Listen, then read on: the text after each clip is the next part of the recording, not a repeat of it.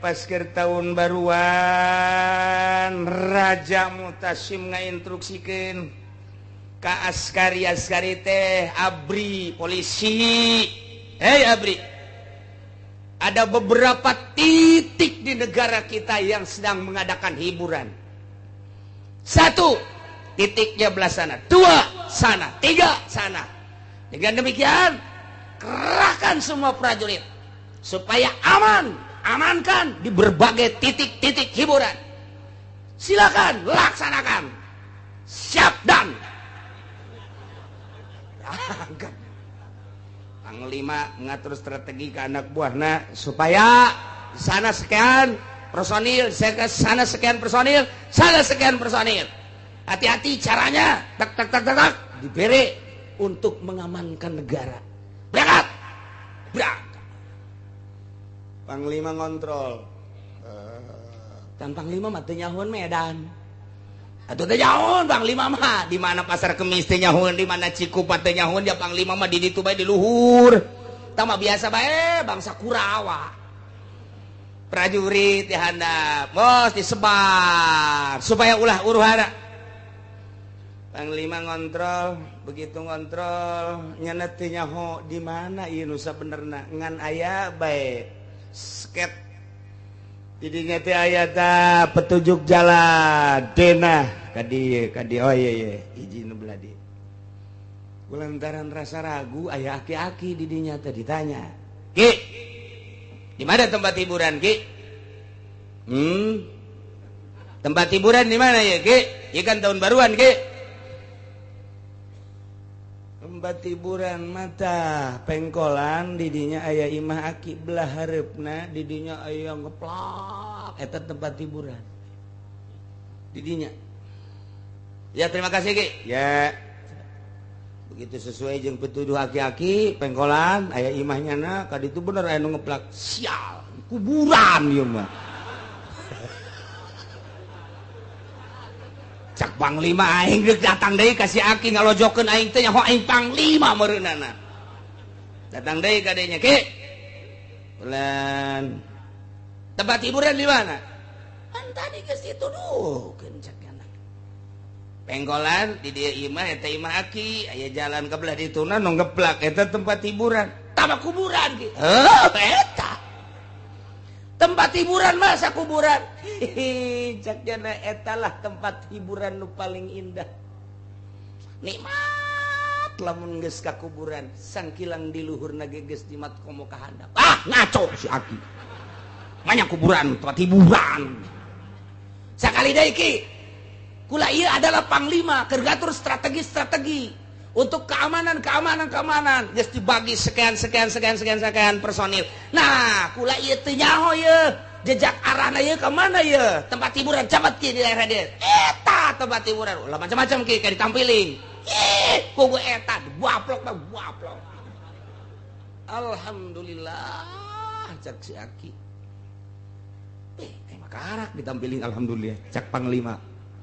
Kuat amat nih jelema ya. Kencak waris siapa. Ki, tempat hiburan di mana? Eta di dieu. Tampilin deh kayak jagel. Alhamdulillah. Di talian si Aki. Tapi di jero hatena mah ieu sih jelema bener apa lain. Jeung ulama tah lain. Lamun kiai ieu asuh aing bahaya caknya lain. Aya pikiran mah kos kitu aya. Polisi abri ka kiai mah aya bae sanajan galak ya tetep bae aya. Sebab dianggapna kiai mah deket ke Allah kecuali kiai Golkar. Kalian gunyana diseret dibawa ke istana. Laporan Tuan Raja. Ya. Eta sa aki-aki. Jaga kena hudang. Begitu hudang, Raja langsung nangkep. Wah. Cak Panglima aing ya bahaya ieu. Cium tangan Raja. Kiai. Wah bener baik. Silakan. Cek Tuan Raja, buka. Tuh bener. Asana nasi baing mah ieu mah geus. Diturunkeun ka jero. dibuka dihormat ku Tuan Raja didiukeunana di tempat tamu anu istimewa tempat tamu naon gitu penggede nyana di luar kieu nasib asana aing mah kumaha meureun. Aduh, tapi panaing mah nu jelas mandek laporan bae ke Tuan Raja. Dan ya mangga Tuan Raja. Nyaho teh ieu? Henteu. Ieu Kiai Ibrahim bin Adham. Kiai di negara urang teh ieu. Dek nanya naon anjeun ka dieu? Urusan Islam, urusan iman, urusan ihsan ieu kiaina. Kunaon kumaha dina? Coba ka dieu laporan, kunaon mantak dina? Nyana ngahinakeun abdi. Kunaon mangahinakeunana? Abdi pan ditugaskeun ku raja titah ngatur strategi keamanan ku abdi entos disebar beberapa personil ke berbagai tempat-tempat hiburan supaya aman. Ayo. Kula kebeneran kontrol teh nyaho di daerah eta teh di mana tempat hiburan ngaranna ge pan abdi mah di luhur bae keur ngontrol anak buah. Nanya ka aki ieu tempat hiburan di mana dituduhkeun ku nyana kuburan. Bener Kiai? Nuduhkeun kuburan bener. Pan atuh Kiai bisa nuduhkeun tempat hiburan ka kuburan lain tempat hiburan masih. Tuan Raja jeung Panglima ku bodo-bodo teh. Tuh Kiai mah kos kitu tah. Raja tinggal raja di bodo-bodo. Atuh bongan nyana nanyakeun anak ka kula. Sedangkeun kula mah pan umur teh geus kolot. Hiburan jelema geus kolot mah ieu adalah kuburan. Lamun aya jelema geus kolot masih luntang-lentok ka tempat hiburan lain kuburan, eta mah lain jelema jurig kos kitu mah. Kayak geus stop Raja. Stop. Acak-acakan ya urusan dia cak. Ibrahim bin Adham Gus. Aya nanya hiburan ka budak ngora. Kanu teh nyaho kaler kidul, jelema anu kasarung, jelema katulimbang tanyakeun. Lamun jelema nanya ka jelema nu teu katulimbang pasti nanyakeun tempat hiburan kuburan. Tah Panglima ieu hiburanna geus kudu di kuburan. Raja hiburanna geus kudu di kuburan. Nyos ya. Aduh, Dan, amankan Dan.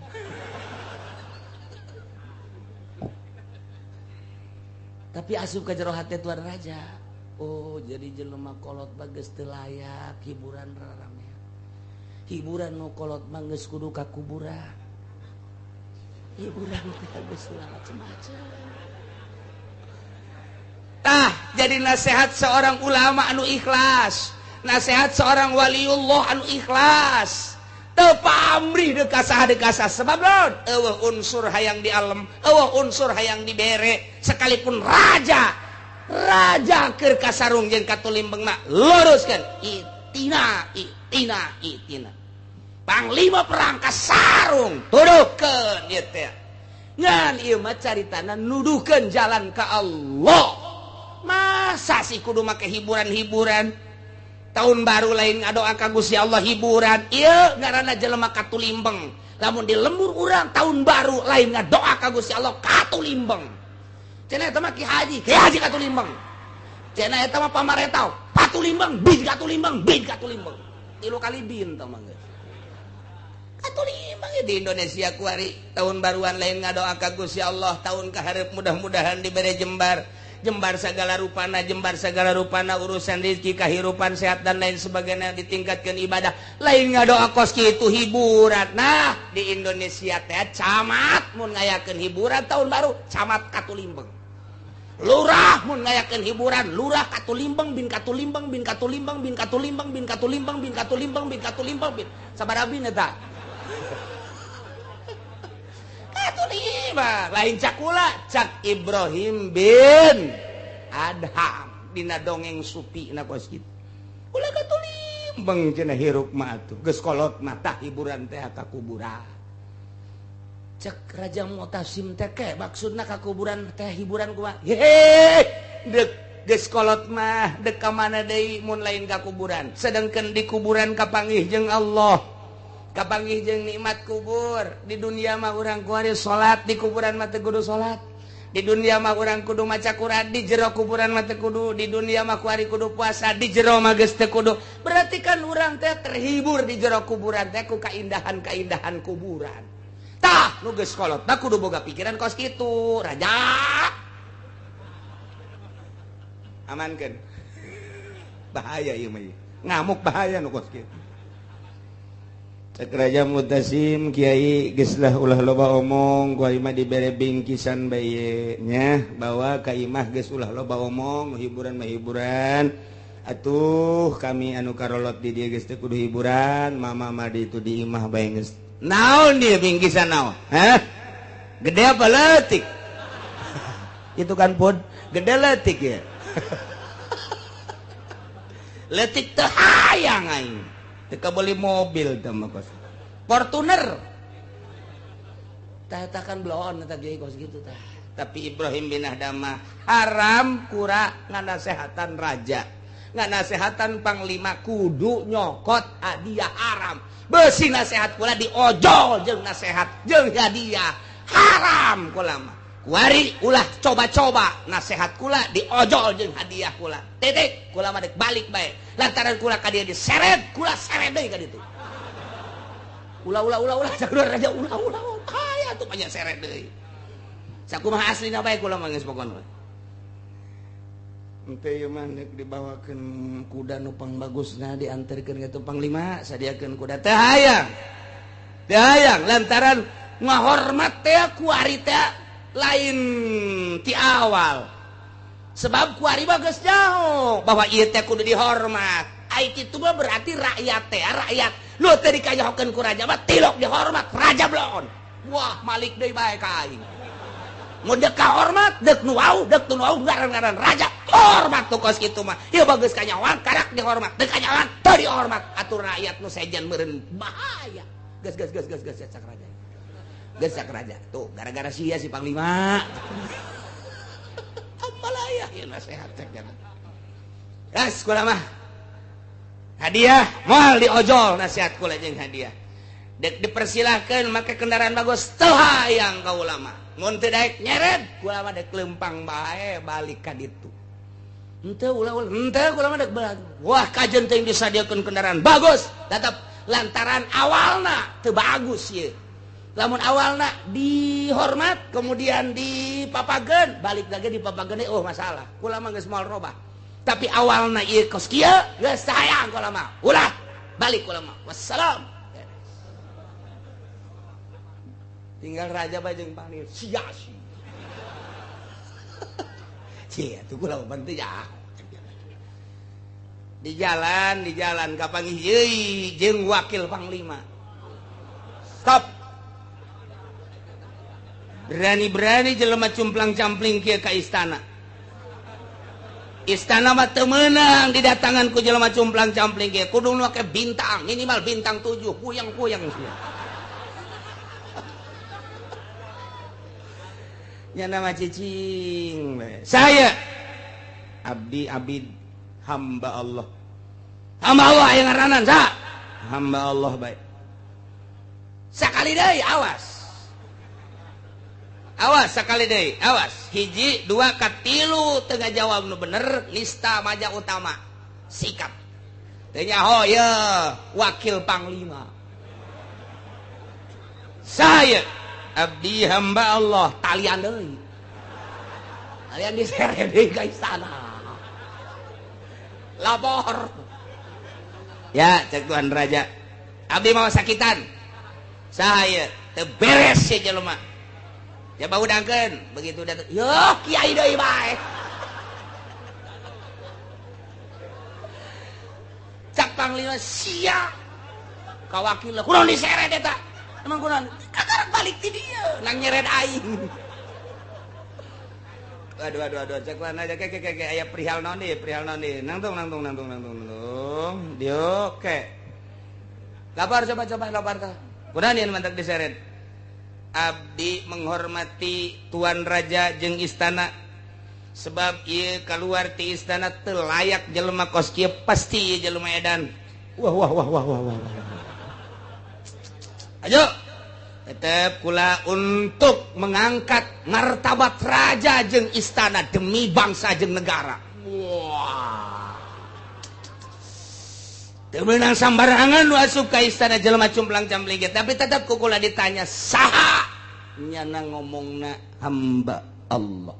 Tanya kedua kali deui, saha hamba Allah. Sakula hamba Allah ge boga ngaran. Lamun teu ngabejakeun ngaran kukula diseret dibawa ka istana laporkeun ka tuan raja, tetep cak nyana hamba Allah. Ieu kan merupakan penghinaan. Masa hamba Allah bae. Kiai cek tuan raja kunaon atuh teu ngabejakeun ngaran kok hamba Allah bae. Eueuh deui nu pangmulyana cek Ibrahim bin Adam. Ieu adalah pengakuan hanya hamba Allah. Justru kula mun ditanyana lain ku macem panglima, mun ditanyana lain ku raja, mun ditanyana lain ku wakil panglima, kula ngaku kula ngaran Ibrahim bin Adam. Komo ditanya ku murid kula, komo ditanya ku rakyat mah, ditanya ku sasak kula ngaku Ibrahim bin Adam. Nu matak teu ngaku kula nyana ngomong, tidak tahu kamu ini wakil panglima, sombong amat. Untuk menghilangkan kesombongan pasti cekula-kula diseret deh ke istana. Tah titip cek Ibrahim bin Adam, raja ulah ngarasa jadi raja, panglima ulah ngarasa jadi panglima, kakarak jadi wakil RT. Ya wakilnya anda sombong jasa, kamu tidak tahu saya wakil panglima. Mana etika Islam apa kudu kitu? Rakyat tadi urusan ngaku panglima, rakyat tadi urusan ngaku wakil panglima, rakyat tadi urusan ngaku raja. Dekat kerajaan saha jurig. Tuh, jak raja pan kieu deui wae. Blabe ieu mah ya. Lepaskan deui. Cek wakil hampura tuan raja emang tadi geus di studio.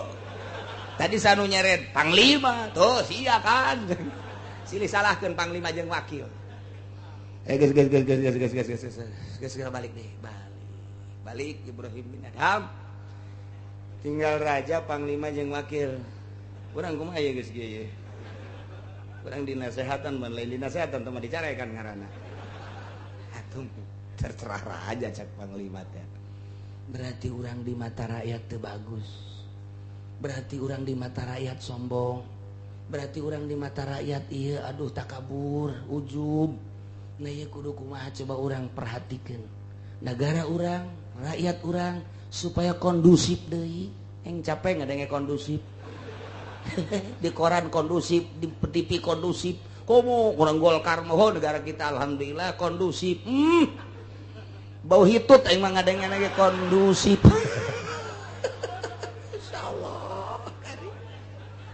Ayolah gara-gara tahun baru seperti eta instruksi Raja Mutasim. Wahai panglima, wahai para penggawa, tidak terkecuali hentikan semua itu naon hiburan-hiburan, ganti dengan zikir, ganti dengan doa. Tidak terkecuali baik muslim maupun non muslim, sebab negara orang negara Islam. Hentikan hiburan, ganti doa bersama. Kakarak, rakyat luar biasa menyambut instruksi raja. Urang mah ulah jauh presiden, heulanana tuh bupati-bupati, jangan milih ente pan. Nyaputnya mahal kan eta, nebusna maka sabaraha duit. Coba tuh nasehatan bupati anyar si urang. Coba kita doa bersama, hiburan hentikan. Tek celi anjing datang gadaikeun. Celi kula mah ulah tuh. Jangan ente kan milih. Tah nasehatan atuh coba hentikan hiburan. Oh sekupna luhur teuing bupati mah camat bae coba nasehatan. Cak camat kan di negara kita mah demokrasi, silakan semau-maunya aja. Wah berarti camat teu boga rel yang kos kieu. Babok kabak ku rel nu kos. Coba nasehatan lurahna. Lurah deui keur kancolah. Mana atuh untuk mengadu supaya agama lempang ka lurah kos kitu, ka camat kos kitu, ka bupati kos kitu, mesti ka mana atuh ieu agama supaya lempang. Nah, gitulah cerita di tahun baru Ibrahim bin Adham katangkap ku Raja Mutasim. Akhirna raja mah luluh lantaran nu nganasehatanana asli embung dibere hadiah. asli embung diantarkan dipuja-puja istimewa lamun kos kitu dakwah teh mun teu diojol jeung pamere teu diojol jeung hadiah rapi dakwah teh nah ieu lah keur carita itina lain eueuh pan sobat urang nu duduhkeun kana bener tapi geuninganan teu darekeun kana bener oh urang nasehatna ojol lamun nu ngundangna nu sugih nu bebereana gede buleudna lamun anu ngondang ka daerah mana ye daerah anu mah lain mah kadinya mah keur ieu ge 200.000 na naonan beak tekor atuh aing teu mal narima deui dakwah naon teh kos kitu teh nah ieulah di negara urang teh bok-brok teh geus ti mimiti pedagang pemerintah nomor hiji pedagang petani bok-brok ka kiai-kiaina bok-brok kabeh tapi orang masih aya kesempatan ja Allah mah maha gopur narima soteh kapan kanu loba dosa urang sadar bahwa di diri urang loba salah loba dosa pemerintah sadar ku dosana pedagang sadar ku dosana petani sadar ku dosana karyawan sadar ku dosana kiai santri sadar ku dosana mantak naon urang mulai lembaran baru di tahun baru urang mulai lembaran baru dimimitian ku doa ka Gusti Allah supaya hirup urang di tahun ieu leuwih bagus tibatan tahun nu kamari mantak naon takut orang Yahudi geus jahoeun jana langit mah ciptaan Allah Nasrani sarua langit bumi ciptaan Allah anu ngabejakeun bahwa langit bumi ciptaan Allah Rasul teh bertugas di tangga bejakeun kade yeuh langit teh ngieun aing bejakeun cak Gusti Allah bumi na ngieun aing bejakeun tak urang mah kuari jauh zamana jeung Kangjeng Nabi Adam jauh jeung Kangjeng Nabi Idris jauh jeung Kangjeng Nabi Nuh jauh jeung Kangjeng Nabi Ibrahim jeung Kangjeng Nabi Isa jeung Kangjeng Nabi urang ge geus 1400 tahun tetapi urang mah dibere babari jasa dibere mudah urang mah iman ka Allah iman ka Kangjeng Nabi Muhammad sallallahu alaihi wasallam tanda bahwa urang moal pati-pati ku Allah dijieun jelema mukmin lamun teu rek di ka surga. Jadi berarti ieu teh ahli surga ya. Nu nundutan ahli surga. Nu ahli surga mah geus macam-macam. Ahli surga. Ya moal aya di surga nu kafir moal aya nu mukmin ieu potongan-potongan ahli surga teh karieu. Kada leuna laleus ahli surga Allah. Lantaran teu garablek duit. Ahli surga ieu. Masya Allah. Allah teh alladzi khalaqas samawati wal bil haqq. Ya Allah.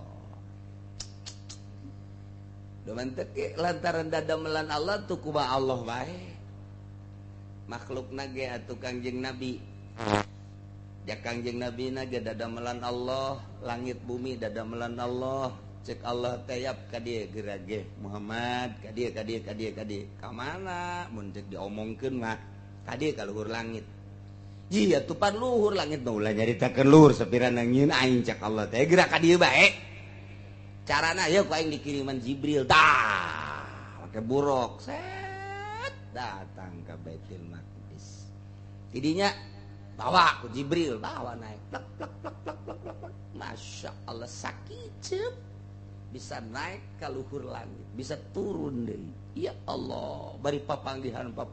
Atuh babari nya kumaha Allah bae. Salian Kangjeng Nabi teh apa eueuh anu ka ditu loba. Nu geus kadar itu teh naik dekat langit ke hiji, langit kedua, langit ke tilu, langit ke opat, langit ke lima, datang ke langit ke genep ke tujuh gitu loba. Ngan kos kitu mata meunang dicaritakeun. Tuh, jangiana bae teh dibere kanikmatan ku Gusti Allah. Dibere kanikmatan ku Gusti Allah lantaran ibadah dan geus mantep jasa ka Gusti Allah kos Kangjeng Nabi. Eueuh sabakatul hiber-hiber acan resep kana dunia. Sama sekali lantaran di hati teh dunia jadi teu nganggap kana dunia mun geus teu nganggap kana dunia leutik dunia dunia teh urang mah nu mantak dunia karasana gede nganggap tak anggapan urang dunia teh hebat eta nu ngahalangan urang ka Gusti Allah nganggap urang kana duit bermakna eta anu ngahalangan urang ka Gusti Allah ketika urang geus eueuh pandangan terhadap dunia leutik dunia leutik teh dunia teh ku nganggap jeung teu nganggap horeganan terhadap dunia bagi jelema-jelema nu geus teu nganggap kana dunia dipolong-pongkeun langit plek bisa neuleuh plek bisa neuleuh tak bisa neuleuh. Ya Allah ya Rabbi ieu mah carita dongeng na bae heula kos kitu tah dongeng ya urang mah datang ka modar geus moal ieu moal atuh potongan kredit kieu atuh